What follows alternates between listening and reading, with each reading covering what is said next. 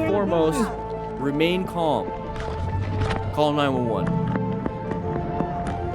Are you okay? Oh no. Call the ambulance.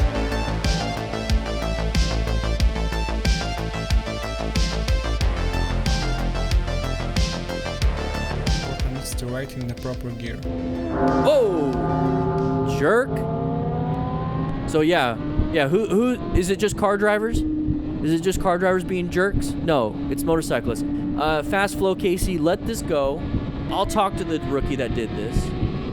You don't have to do. No, stop. 130 miles. Stop. Okay, we're definitely not being smart riders. We're gonna have a nice sharp left turn right here, and then that rookie decided to disintegrate his bike. Good job on the swerve. And we have the bells. Is the Undertaker coming out? How are we gonna rescue that rider? No. All right, first and foremost, remain calm. Call 911. Are you okay? Oh no. Call the ambulance. Somebody call an ambulance. No, I'm good. You're good? I'm good.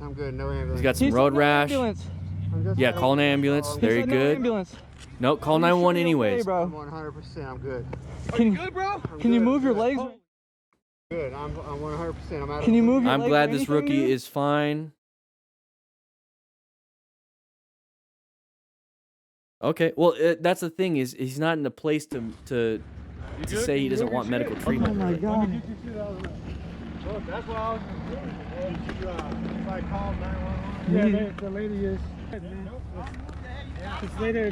He said he doesn't want. Are you okay, bro? I'm really good. The lady right there. Yeah, just relax. I just got the wind Yeah. knocked out of me like a mother. So what you need to be paying attention to is head and spinal. He's not really moving too much. He's just kind of recuperating.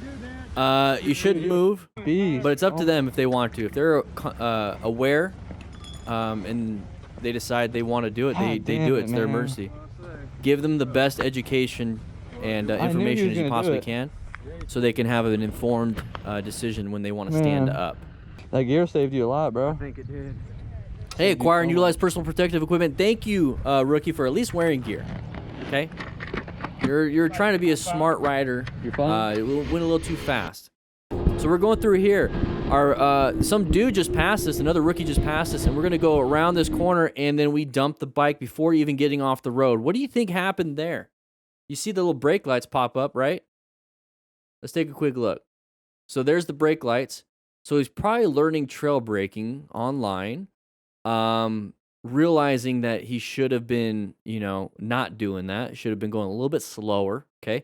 So when it comes to cornering, you need to be looking far ahead. So you need to look for signs, debris.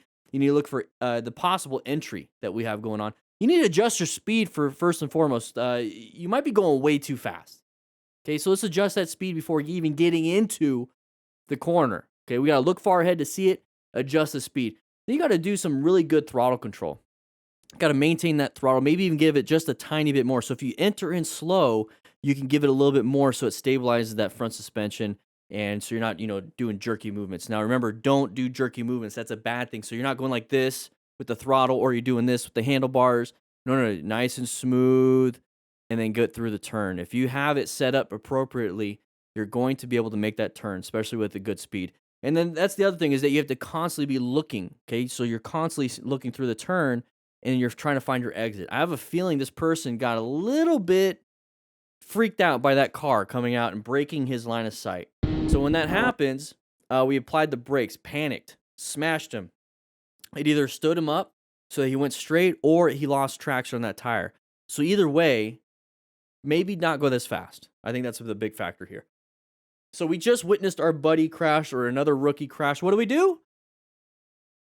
We rescue another rider. Now, first and foremost, we got to remain calm ourselves, and he does a great job when that bike goes crazy and he swerves.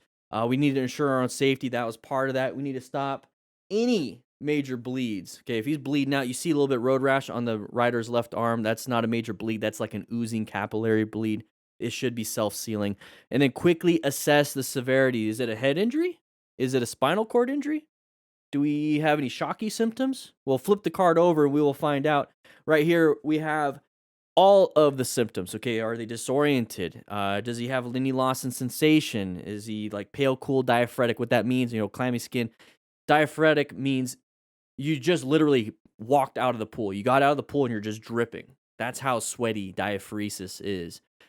Treatment, stop any external bleeding. Lay the rider down, monitor any changes. So if it gets worse and worse, starts asking questions every 5 minutes, 2 minutes, 3 minutes, things like that. You want to understand where they're going with that and keep them warm inside. So we got our trauma kit right here.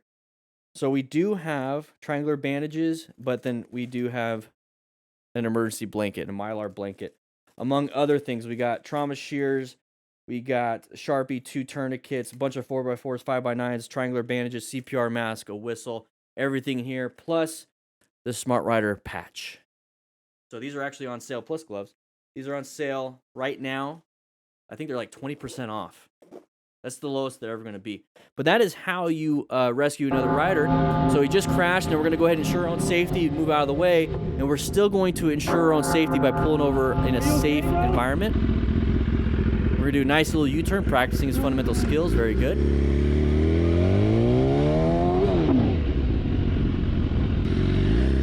So there's the bike. Now think about that. You pull up to the scene, you see the mechanism of injury. That's what that is. Mechanism of injury. That is extremely, let's go ahead. There we go. Mechanism of injury. If you see damage to the bike like this, imagine what it did to the body. Just imagine what it did to the body. Okay? That's the one thing I want you to be paying attention to. So we're getting up here. This person witnessed it. Tell her to call 911. She looks like she's wearing scrubs, so at least she understands that 911 is for emergencies. In the bushes.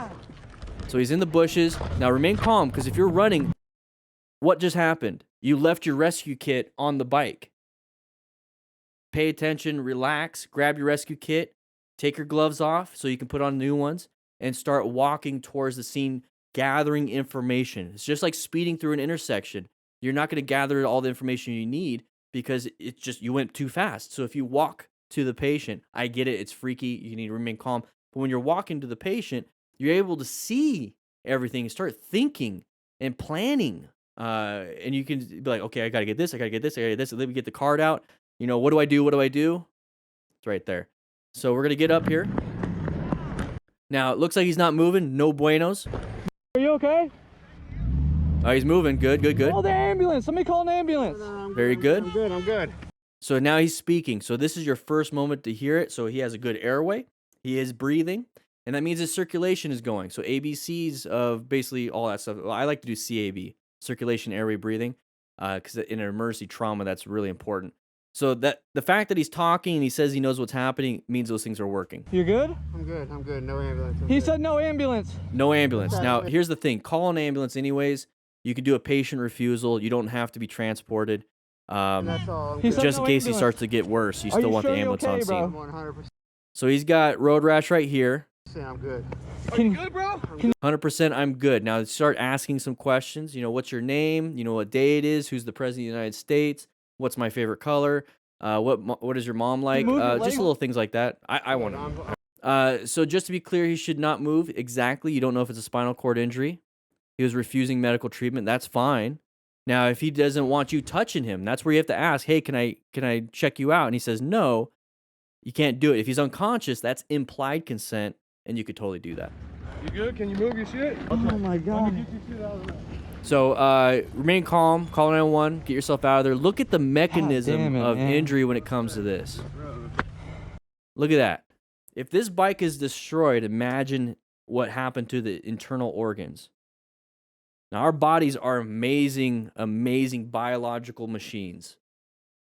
They will self-heal, self-seal. They will repair themselves. These can't. But you never know. You never know. Something bad could happen, and it can't do that in time, and then you die. Okay? Guys, if you like this kind of stuff, we do this every Tuesday and Thursday on this channel at 3 p.m. Mountain Standard Time live. So make sure you check that out. But if you want to check out some other things like this video right here or this video right here, please do so. It supports the channel. Click that like button, by the way. Check into class. Anyways, I'll be seeing you around.